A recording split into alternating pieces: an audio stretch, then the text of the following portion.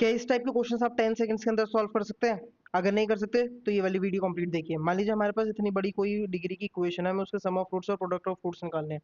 तो हम जल्दी से सीखते हैं हम कैसे निकाल सकते हैं उसे। मान लो मेरे पास कोई भी एक nth डिग्री की इक्वेशन है, ये nth डिग्री की इक्वेशन है, तो ऑफ कोर्स इसके रूट्स भी कितने होंगे? n रूट्स होंगे इसके पास। मेरे पास मान लो alpha 1, alpha 2, alpha 3 and so on up to alpha n तक है। सिंपल से हमारे पास यहाँ पे कंसेप्ट क्या कहता है, जितनी डिग्री की इक्वेशन होगी उतने टाइप्स के पैटर्न्स बन सकते हैं हमारे पास अरेंज करने के सम को प्रोडक्ट्स, मतलब सिंगल सिंगल का जैसे यहाँ मान लो S1 क्या होगा, सिंगल सिंगल का सम, सिंगल सिंगल रूट्स का सम, वो क्या होगा मेरे पास -1 raise to the power 1 A1 upon A not. नीचे हमेशा याद रखना लीडिंग कोफिशिएंट आता है, ऊपर क्या आता है, जो लीडिंग कोफिशिएंट है उससे एक कम वाली डिग्री का कोफिशिएंट, यहाँ पे S1 में ही आ जाएगा।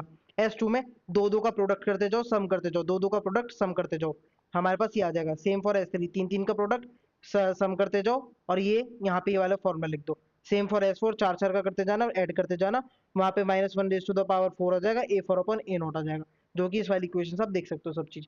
जनरलाइज फॉर्मूला क्या है इसका, Sn तक का, मतलब मान लो अगर n हमें n तक का कोई भी एक हमें सम निकालना है तो क्या होगा, n तक हमने प्रोडक्ट कर दिया, उसके बाद हम सम कर नहीं सकते उसमें कुछ भी, क्यों? क्योंकि हमने सारे रूट्स को यूज कर लिया उसमें।